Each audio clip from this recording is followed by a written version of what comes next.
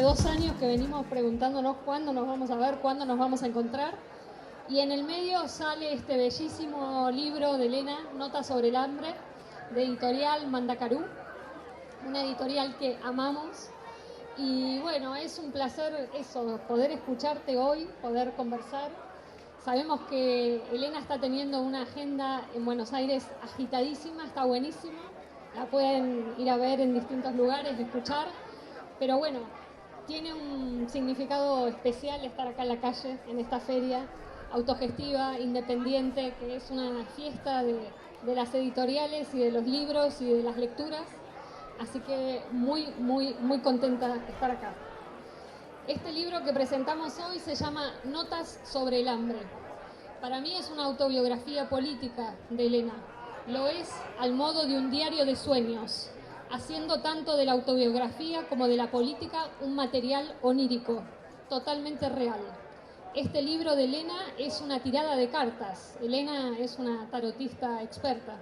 Como lo puede hacer esa tirada de cartas quien confía seriamente en un oráculo clasista, que lee en la historia de las tomas de tierra la historia de la lucha de clases que nunca se contó. Este libro de Elena tiene su firma porque es la voz de una escritura bellísima y polifónica. Es poema, es panfleto, es debate teórico, es audacia de quien se investiga a sí misma para entender los planes vivos, presentes y antiguos de los que forma parte. Este libro de Elena tiene una tesis que lo atraviesa como un río. El hambre es deseo. Por ahí leyeron hoy su entrevista en Página 12, donde esta tesis se vuelve a decir de una manera también muy bella. Describe de modo muy pegado a la piel y a los músculos lo que es el hambre, qué significa que el hambre te hace aullar. Relata de manera política la incógnita del deseo, que lo convierte en materia orgánica y en secreto, en fiebre y en pesadilla. Este libro de nuestra queridísima amiga Elena es un tránsito que nos lleva de un lado para otro. Por momentos es de día, por momentos desembocamos en la madrugada. Lo que conduce esos pasadizos es la ira. Ese es el tono de la escritura, una fuerza que guía este viaje. Este es el tratado de una alquimista, Elena, que logra poner en combustión las palabras, los espíritus y la revolución. Bueno, muy contentas de estar acá. Y lo primero que quería preguntarte es, ¿qué significa escribir siendo, como vos sos, educadora, escritora, militante, tener una trayectoria que es tan múltiple, tan diversa y a la vez, mientras haces todo eso, te dedicas a la escritura, sos poeta? También en Tinta Limón hemos publicado textos de Elena en la compilación colectiva Quilombo y en la otra compilación colectiva que se llama La Internacional Feminista. Ahí también Elena ha escrito.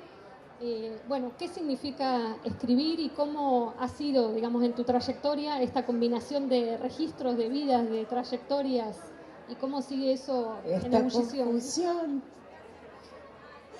Ay, estoy muy alegre, muy contenta, muy agradecida de estar acá. Es un placer, bueno, al lado de una amiga también que nos acompañamos ahí en la lucha, porque es de donde comienzo a escribir.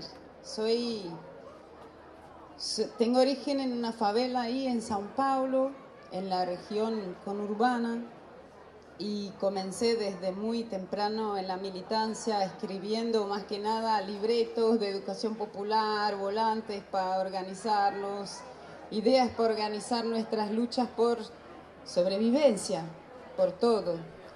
Escuchaba a las compañeras hablando acá junto con Lucy, las compañeras de UTT, las compañeras del Frente Darío Santillán, hablando de las dificultades, y es esto. Yo escribía más que todo con esta idea de fortalecer las luchas de mi comunidad, de donde yo estaba, donde soy parte. Y por ahí después me involucré en la lucha de los sin techo y me fui con las ocupaciones de tierra, más que todo ocupaciones de tierra urbana por vivienda, donde hasta hoy hago también mis luchas y aprendo mucho ahí con las mujeres sin techo de las comunidades que me enseñan a todo momento. Y bueno, mientras una vive tantas cosas y está atravesada por esta riqueza y abundancia que existe en el medio de comunidades pobres, que sufren con el hambre, con el desempleo, con la violencia, con el racismo, pero que al mismo tiempo están generando abundancia permanentemente para sobrevivir como comunidad. Yo fui atravesándome por historias de personas increíbles y creo que escribir fue la única manera de no volverme loca con tanta vida que me atravesaba, y fue así que más o menos fueran haciendo estas notas y también todo lo que voy escribiendo. Y es una alegría poder compartir acá también, que sé que el movimiento está construyéndose en luchas que a todo momento también buscan sanar esta hambre, no solo de alimentos, sino que también de justicia, de verdad y bueno, de alegría, que al final es como nos gusta vivir y no nos dejan. Hay un cruce que es bastante llamativo, que es esto que decís, pobreza y abundancia, hambre y deseo, ¿no? Como que hace el libro un desplazamiento muy fuerte con las imágenes que por ahí se puede asociar la cuestión del hambre. Entonces meter la cuestión del deseo sin dejar de hablar del hambre. ¿Qué significa eso? ¿Cómo lo lograste? ¿Qué sentís que es la apuesta ahí? Bueno, la apuesta es en la complejidad que somos nosotros, todes, y pensando, yo cuando escribí esto tenía ganas de representar dignamente la vida de los territorios de donde vengo, y siempre nos veía representadas en la escritura como todo lo que nos falta, como todas las injusticias que nos tocan, pero todo eso que nos falta, aunque tendremos que denunciar, no resume lo que somos. Y si no nos explicaba cómo estamos vivos y cómo mismo frente a todas las adversidades seguimos organizándonos, cantando, produciendo poesía y generando sueños, que es también ahí donde está el deseo. O sea, el hambre también es esta fuerza que te mueve, que te quita del lugar de estar parado para moverse en el sentido de intentar vivir. Y en esto está presente un deseo enorme, que es el deseo por la vida. Y este deseo también nos mueve, junto con esta hambre, a producir otras salidas, otros caminos que son cosas que, bueno, en mi país necesitamos muchísimo, ya saben, pero seguimos atravesando con mucha esperanza, con mucha organización popular, y con mucho deseo, y que esta hambre tan grande no nos puede quitar. Voy a hacer una cita de una compañera de Mandacarú, de Lucía Tenina, que está ahí, que ella dice que tu familia son las tomas de tierra y también los araús. Entonces, si podés contar qué significa que tenés esa afiliación poética con el territorio, pero con los araús, y por ahí contar un poco qué son los araús y qué han significado. Ahí en Brasil hay estas movidas que ayer me explicaban que quizás se pueda traducir como peñas poéticas, que son espacios donde en finales de los años 90 nos juntábamos entre jóvenes en los barrios que no tenían ningún espacio cultural, generalmente en un bar, que era lo que nos tocaba ahí en las favelas, para compartir la poesía que hacíamos, la música, las ideas, charlar, hacer también este momento de alimentarnos de nuestra propia arte, producción. Y yo soy parte de uno de estos saraos, que es el Sarau do Vinho, que está ahí en la periferia sur de São Paulo, que es donde vivo yo y donde actúo también. Y fue en este lugar que se me ocurrió que todo esto que yo escribía toda la vida como notas para mí misma, para no quedarme loca con tanta vida, pudiera convertirse en literatura también, para compartir con quienes no conocían esta realidad donde yo estaba.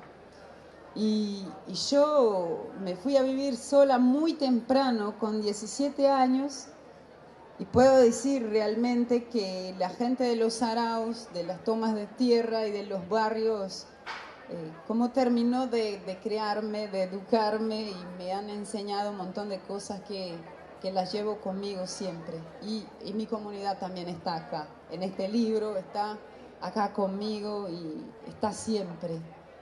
Donde voy está también mi comunidad. Entonces eso para mí es ser hija de estos saraos, de estos territorios, de estas tomas, que estas historias se puedan compartir. Hace poco empezaste una iniciativa que es la Escuela Via Yala, que es una escuela de formación política, pero es una escuela de lectura y también es una manera muy práctica de pensar cuáles son los feminismos que nos interesan y a partir de qué prácticas, ¿no?, construimos feminismos. Me gustaría mucho que cuentes cómo surgió, qué están haciendo, cuáles son los planes también de esa escuela.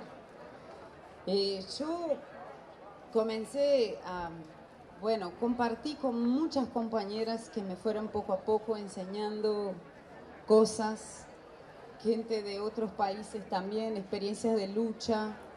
Yo estuve acá, conocí a ti, a Ni Una Menos, a otras experiencias, a varias experiencias. Y mis hermanas de comunidad no accedían a estas experiencias. Por la lengua, por un montón de cosas, por la vida difícil. Y yo pensaba de qué manera podría compartir con ellas todo eso que me llegaba a mí. Y entonces organicé como talleres, 2 días de talleres con esta idea. Invité compañeras de las tomas, del barrio, de los saraos, de todo eso ahí donde estamos metidos, todas estas confusiones que nos encantan. Y el espacio se convirtió con la fuerza de ellas en algo que no podríamos después dejar de hacer. O sea, nos encontramos algunas veces, pero comenzamos con mucho llanto. Las mujeres con todas sus historias, no logramos comenzar a estudiar un tema sin antes hacer como que un círculo de palabras donde puedan decir cómo están, y son tantas las violencias y tan duras ahí en las mujeres racializadas, pobres, faveladas, que es efectivamente compartir el dolor y conectarse también a través de este dolor, generar confianza en este primer momento. Y en este espacio donde se genera así la confianza, después juntas estudiamos, ahí están las crianzas, ahí cocinamos. Una vez al mes nos encontramos y hacemos este momento donde paramos, podemos mirarnos un poco a nosotras, acordar que existimos con todas nuestras dolores y cosas, y también con nuestros sueños. Y ahí también nos organizamos, tenemos una parte de nuestro día que es de organizar las intervenciones en territorio, y así vamos desde 2019, nos reuniendo todos los meses. Cuando llegó la pandemia ya sabíamos que en las favelas el hambre se iba a hacer presente de una manera muy dura y terrible, y nos pusimos a recaudar comida, a distribuir eso, a acompañar mujeres que estaban sufriendo violencia, otras compañeras que perdieron personas en este proceso, y con tantas otras cosas. Y eso nos fue fortaleciendo y ampliando cada vez más el grupo con la fuerza de estas mujeres del territorio que se abrazaron para sostenerse en un momento tan difícil, y que efectivamente con su trabajo no reconocido reducen los daños que causan a nuestro pueblo. La escuela funciona así, se llama Escuela Feminista Via Yala, y me da mucha alegría poder compartir con todas las que están ahí construyendo desde sus aportes comunidades mejores. Esa es la escuela. Si la quieren, hay redes, hay cosas ahí donde se puede encontrar también más información y ver también otras caras de mujeres que son increíbles, admirables, que las quiero mucho y que laburan con su cuerpo para mejorar la vida comunitaria. Bueno, muchos de los encuentros que se empiezan a hacer ahora presenciales después de estos años de pandemia, donde los encuentros persistieron pero en otra escala o con otras urgencias, hay mucho la necesidad de contar qué fueron estos 2 años, ¿no? Y de producir un espacio, como vos decías, en que antes que todo se recuente lo que pasó y se haga lugar también a eso. ¿Cómo fue para vos estar en Brasil cuando sabemos que las noticias de Brasil de la pandemia son realmente catastróficas? Y sé además que te pusiste a estudiar ciencias médicas o sanitarias, así como, ¿cómo fue esa experiencia de pandemia teniendo también todas estas redes y estos recursos colectivos, ¿no? Bueno, fue durísimo, como creo que también acá y en todos los lugares, pero en Brasil, desgraciadamente, la pandemia nos encuentra coincidiendo con Bolsonaro en el gobierno. Y la política genocida de masacre de los pobres, la política declaradamente en contra de las mujeres, bueno, esta política facha que este gobierno lleva al frente estaba ahí. Y la pandemia llegó y se juntó con esto de manera que la situación fue desesperadora, fue de mucha desesperación. Pero como siempre suele, estamos ahí desde abajo produciendo política y mismo con todas las dificultades, ya sabemos porque venimos aprendiendo a lo largo de 500 años a manejarnos sin contar con las grandes estructuras y poniendo fuerza y consiguiendo fuerza más que todo de las cosas que se construyen desde abajo. Entonces fue súper difícil, Brasil, mucha gente murió, el hambre está así como... Yo cuando escribí esto no me imaginaba que el hambre iba a volver con esta fuerza y tan terrible entre nosotros. Como tampoco podría imaginar cuando en 2019 comencé a estudiar eso, estudio salud pública en Brasil. Yo no tengo grado, recién conseguí entrar a la universidad y estudiaba justamente esto cuando todo llegó. Y en realidad que esta, como otras pequeñas coincidencias, son las que nos ayudan a movernos, porque yo estaba ahí y buscaba a mis profesoras y decía, bueno, tienen que ayudar porque tienen que irse a la comunidad. Las orientaciones que nos están dando no nos sirven, de que una persona se quede en una habitación y otra en otra, porque la gente vive en casas que no tienen 2 habitaciones, que se lave las manos no sé cómo, pero no tenemos agua, o sea, y en realidad sentí mucha alegría de poder ser un puente entre un conocimiento necesario y la gente que le necesita este conocimiento para vivir, y así con estas estrategias de distribución, de mejor distribución de conocimiento, de fuerza, de comida, es que nos fuimos manejando y verdad que salimos fortalecidas como redes que se apoyan y que intervienen ahí en la vida, en nuestros barrios.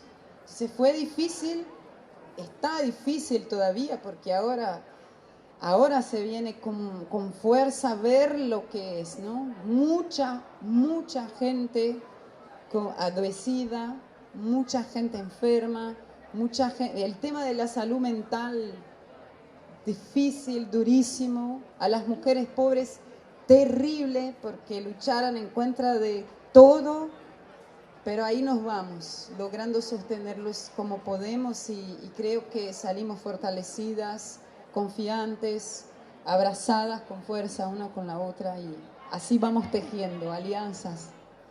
En el medio sale el libro en Brasil, este mismo libro, y tiene muchísima repercusión, ¿no?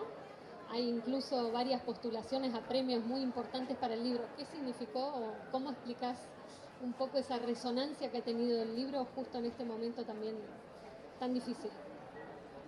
Bueno, explicar no sé muy bien porque yo no esperaba.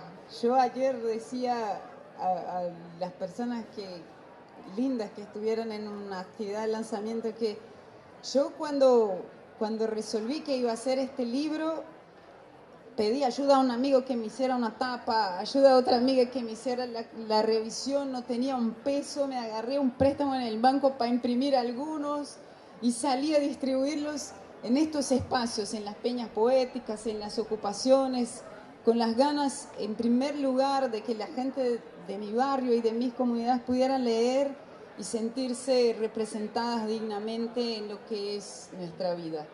Y eso fue el primer premio y reconocimiento que logré y que me dejó muy feliz.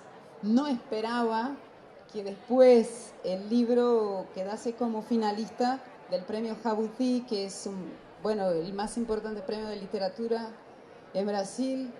Y en realidad todavía no lo sé explicar. Yo estaba en la cola del banco para pagar la cuota del préstamo que tenía agarrado para imprimir los libros y me dicen, escuchas, sos finalista del premio Jabuti. Yo decía, no, me estás haciendo broma, tengo que hacer cosas, después te llamo. Y así, con mi amiga. Y cuando me di cuenta, sí, era verdad. Y es importante el reconocimiento del premio.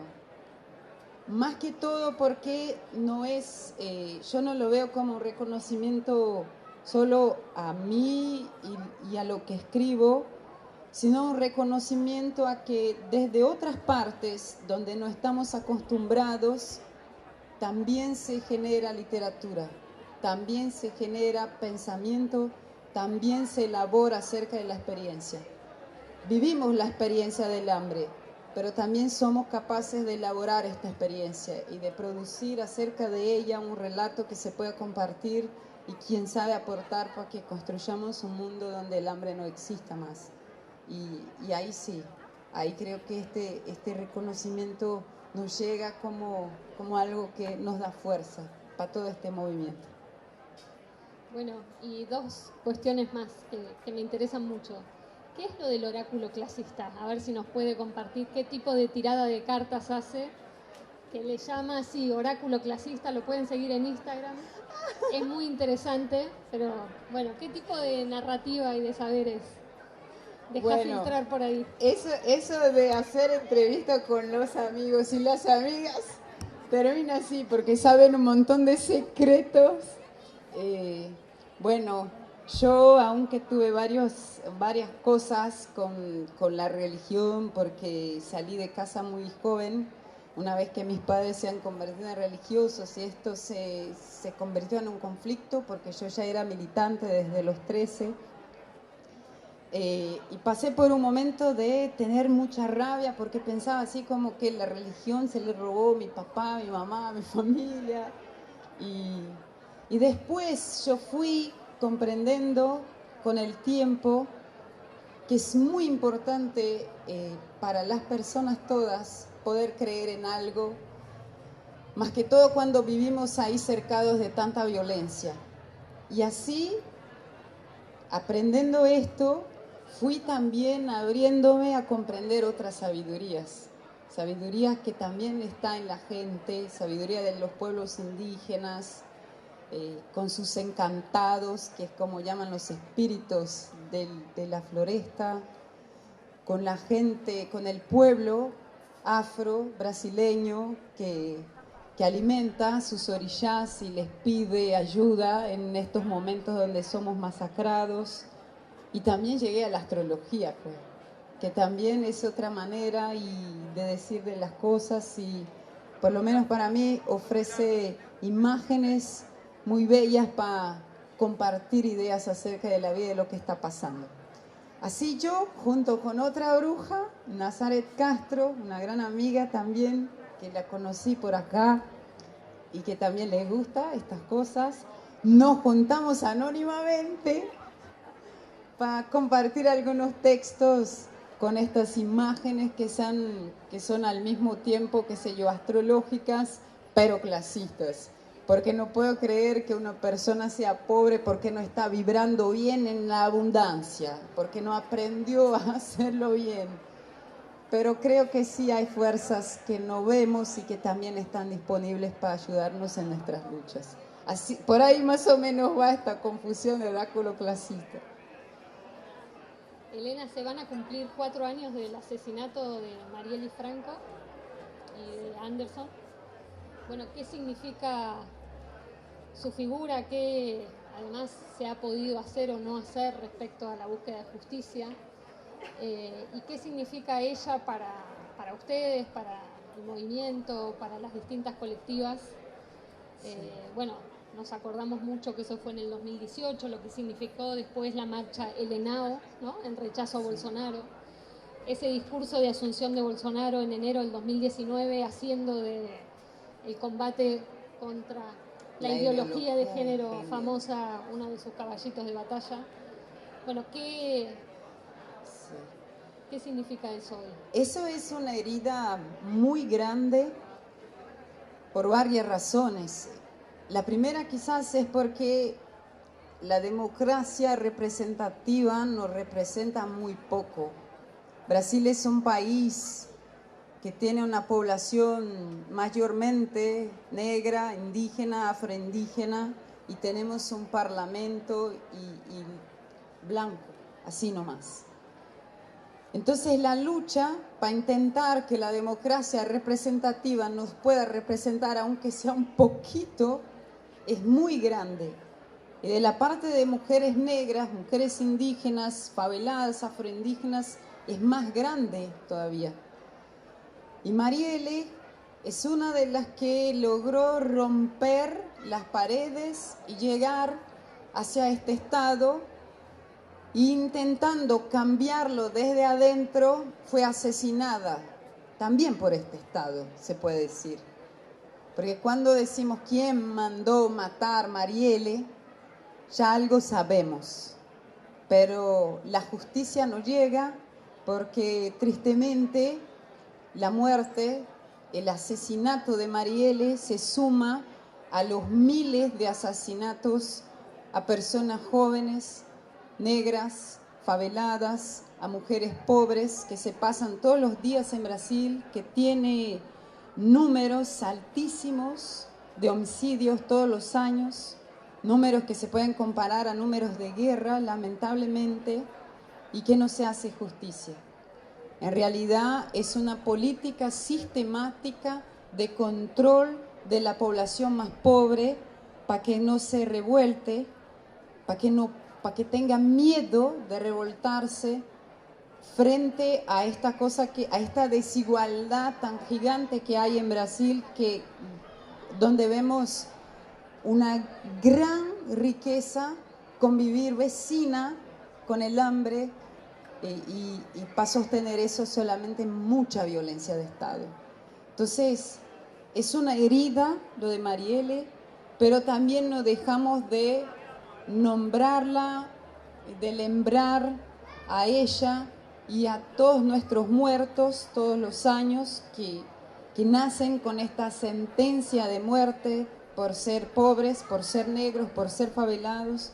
No dejamos de nombrar porque nuestros muertos, nuestras muertas siguen con nosotros en nuestras marchas. Y esta fuerza esta es la fuerza que significa Marielle para el movimiento, y esta es la herida que significa este asesinato más sin justicia a una persona negra y favelada en Brasil. Bueno, este año va a ser un año complejo también en Brasil, ¿no? Bueno, son años de elecciones en América Latina, y este año le toca a Colombia y a Brasil, que son, bueno, dos lugares muy importantes para pensar la región. No sé, te quería pedir alguna reflexión antes de despedirnos sobre, bueno, cuáles son las perspectivas que vos ves, no solo en el plano electoral, sino también qué significa, bueno, varios movimientos haciendo una campaña por fuera de Bolsonaro, ¿no? Con el lema fuera Bolsonaro. ¿Qué se juega un poco en este año que aparentemente ya es una suerte de salida de pandemia en la región, pero que bueno, nos deja también en situaciones muy frágiles y muy difíciles por todo también lo que venías comentando? Bueno, es un año de elecciones, y es un año de elecciones sin que Bolsonaro tiene que salir sí o sí, porque ya no es posible más en el medio a todo eso, a esta masacre en contra de los pobres, seguir este hombre. Hay gente conservadora que sigue a sostenerle, a apoyarle, pero también hay mucha gente que le ha votado en las últimas elecciones porque tenía rabia, porque estaba revoltada, y ya no creía más en los caminos, qué sé yo, democráticos, y después se arrepintió. Eso se puede ver mucho en varios lugares. Gente que se dio cuenta de que no es por ahí. Y por eso tengo una confianza bastante grande de que no vuelve Bolsonaro. Con esto laburo todos los días y que se vaya Bolsonaro. ¡Fuera Bolsonaro! ¡Fuera Bolsonaro!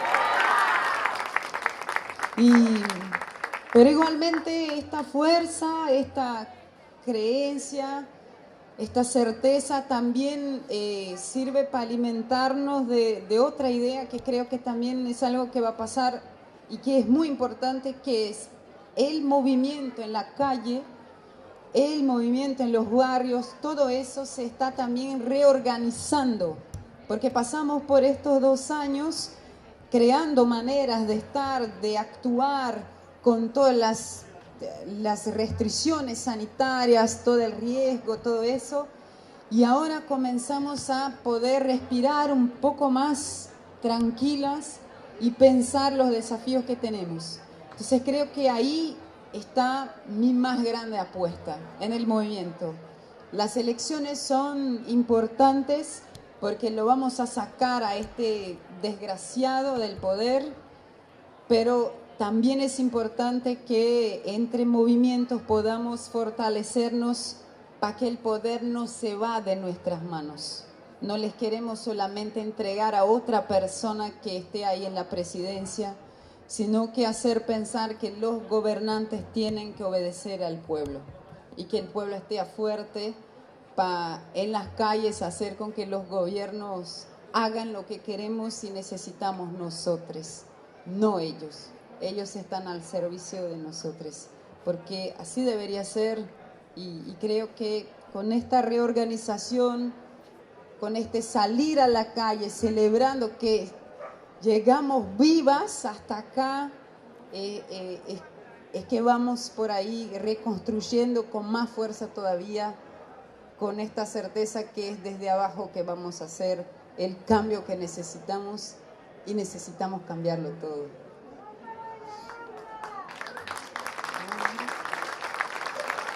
Para cerrar esta hermosa celebración del libro de Elena, Notas sobre el hambre, editorial Mandacarú, Elena va a hacer una lectura.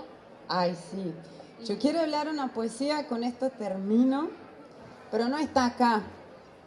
Acá les dejo con curiosidad para que lean, pero es una poesía que hice justamente discutiendo con compañeras en Brasil que son madres de jóvenes que fueron asesinados por la policía, por la violencia policial, y que hacen parte de este movimiento que ahí en Brasil llamamos abolicionismo penal, para discutir este Estado punitivista que en realidad encarcela pobres, negros, mujeres y todas las personas que no son lo normal, la regla o lo que sea, como llamen ellos, ¿no? Se llama Presentación.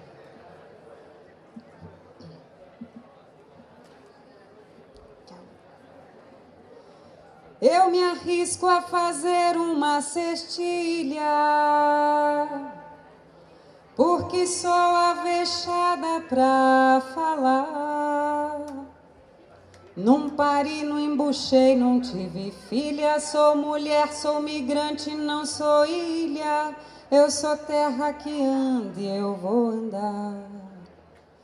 Me apresento aqui no meio do tempo, sou guiada na luz das Três Maria. Santa dos Pés rachado é quem me guia, e o relógio do sol eu trago dentro desse mundo sem teto. Eu sou rebento, sublimada na força da partilha.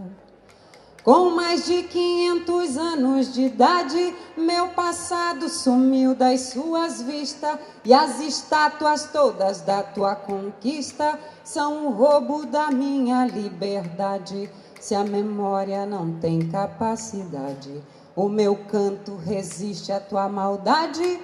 De apanhar virei abolicionista. Gracias. Gracias, amigo. Gracias a la feria. Gracias a todos que hacen del libro una lucha por compartir esperanza y fuerza para reconstruir el mundo, que es lo que nos toca. Elena Silvestre, presentando Notas sobre el hambre, junto a Verónica Gago. En este enorme agradecimiento a Elena por estar aquí presente. Mandacarú, en el puesto 16, encuentran el libro. Y adentro hay un patio de comidas que no se ve